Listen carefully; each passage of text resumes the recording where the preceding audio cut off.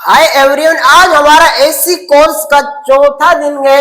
आज के इस वीडियो में मैंने कहा था कि आज से इलेक्ट्रिकल पार्टों की चेकिंग या फिर वायरिंग चालू होने वाली है।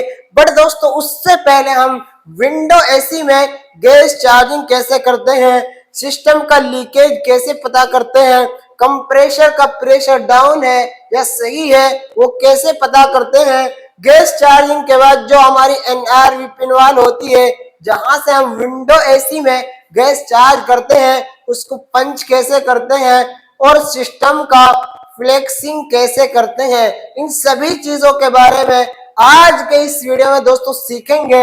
विंडो एसी में जितने भी मैकेनिकल पार्ट होते हैं इन सभी मैकेनिकल पार्टों के बारे में जानेंगे। दोस्तों, विंडो एसी में गैस चार्ज करने से पहले पूरी 5 प्रतिज्ञाएं होती हैं।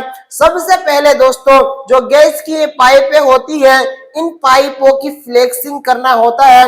दूसरे नंबर पर दोस्तों, जो हमारी कंप्रेसर मोटर होता है इसकी पंपिंग चेक करना होता है। अगर ये पंपिंग डाउन होती है दोस्तों तो हमारी एसी कम कूलिंग करता है। इस पंपिंग को चेक करना सीखेंगे।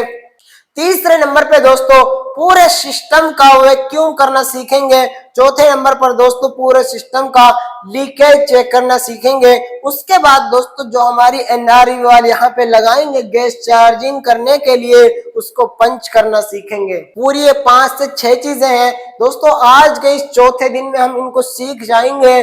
चाहे वो कोई सा भी एसी हो, स्प्लिट एसी हो, विंडो एसी हो, इसको सीख लो जो मैं आज बता रहा हूँ। गैस चार्जिंग, फ्लेक्सिंग, यही प्रोसेस स्प्लिट एसी में भी होता है। तो ये इस वीडियो को ध्यान से देखना, अच्छे से देखना, कोई पार्ट आपसे मिस ना हो पाए। तो दोस्तों, सबसे पहले समझते हैं पूरे सिस्टम का फ्लेक्सिंग कैसे करते हैं। गैस चार्जिंग करने से पहले क्या क्या करना होता है, आखिर फ्लेक्सिंग करना क्यों जरूरी होता है, कब जरूरी होता है, वो भी समझते हैं दोस्तों। सबसे पहले दोस्तों, हम अपना कंप्रेसर यहां से रिमूव कर देंगे। दोनों साइड से हम अपने कंप्रेसर को रिमूव कर देंगे। इधर हमारा एनआरवी वाल लग जाएगा। उसके बाद हमारी गेज यहाँ पे कनेक्ट हो जाएगी।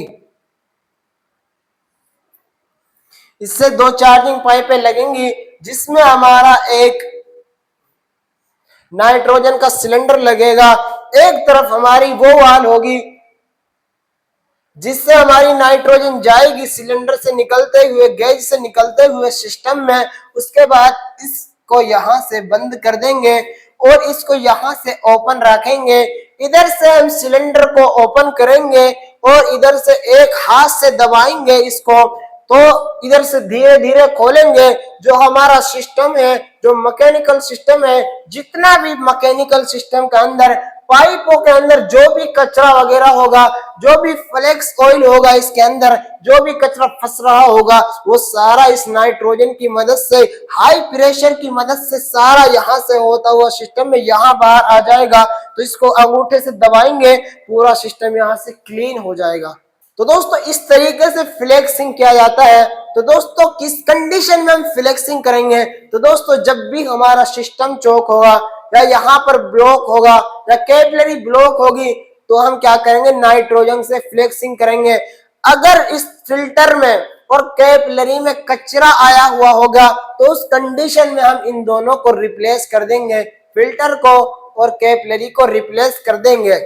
दोस्तों, हमने फ्लेक्सिंग करना सीख लिया है। अब दूसरे नंबर पर दोस्तों ये जानेंगे जो हमारा कंप्रेसर मोटर होता है इसकी पंपिंग कैसे चेक करते हैं, हमें पता कैसे चलेगा इसकी पंपिंग ठीक है या फिर सही है, 100% कैसे पता करेंगे। तो दोस्तों, सबसे पहले मैनिफोल्ड गेज लेंगे। उसके बाद दोस्तों, यहाँ पे कंप्रेसर का जो डिस्चार्ज लाइन होता है उस पे एनआरवी पिन कनेक्ट कर देंगे।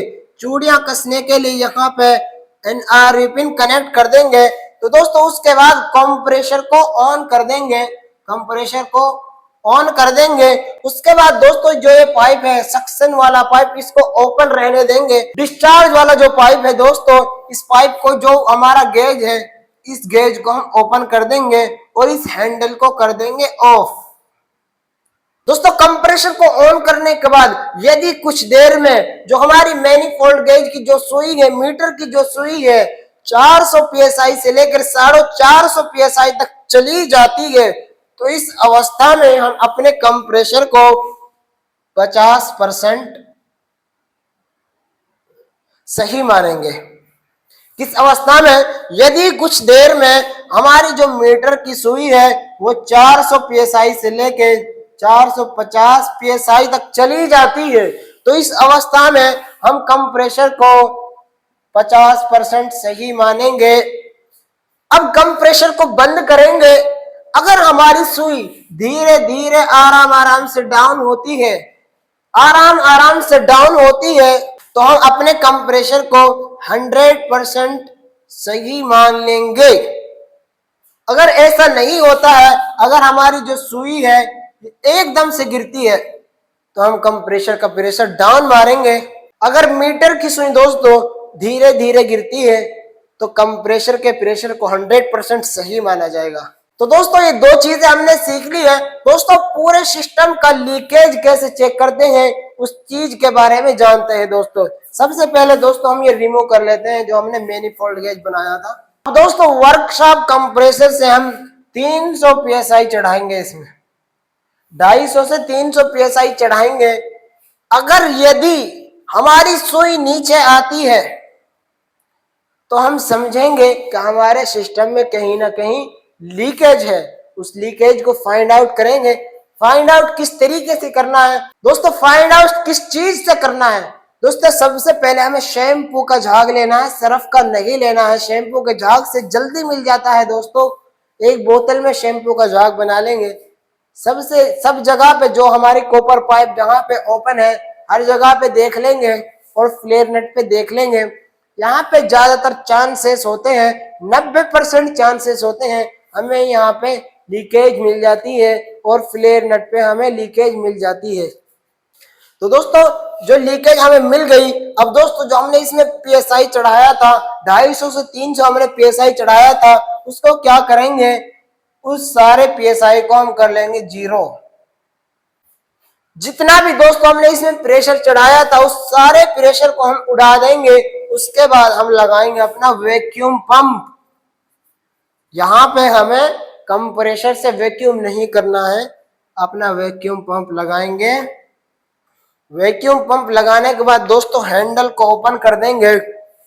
उसके बाद दोस्तों 15 से 20 मिनट, 25 मिनट, आधा घंटा पूरे सिस्टम को वैक्यूम होने देंगे। उसके बाद दोस्तों अपना वैक्यूम पंप हटा के एक सिलेंडर लगाएंगे। इस पे जो भी सिलेंडर है 22 का हो या 32 का हो या 410 का हो, ये हमारा सिलेंडर है दोस्तों। सिलेंडर को हमेशा उल्टा करके ही लगाएंगे। उसके बाद दोस्तों कैन से धीरे धीरे करके हम इसमें प्रेशर छोड़ेंगे। 2 से 3 सेकंड के लिए खोलेंगे, फिर 3 सेकंड के लिए बंद करेंगे, 3 से 4 सेकंड के लिए फिर खोलेंगे। इसी तरह धीरे धीरे हमें करके इसमें गैस रिलीज करनी है जब तक हमारा स्टैंडिंग प्रेशर सिस्टम में नहीं आ जाता। चाहे वो R22 का हो, 32 का हो या फिर 410 का हो, वो कोई सा भी गैस हो सकता है, उससे मतलब नहीं है। मान लो हमने R22 इसमें गैस चार्ज की तो उसका स्टैंडिंग प्रेशर 150 से लेके 180 psi तक होता है।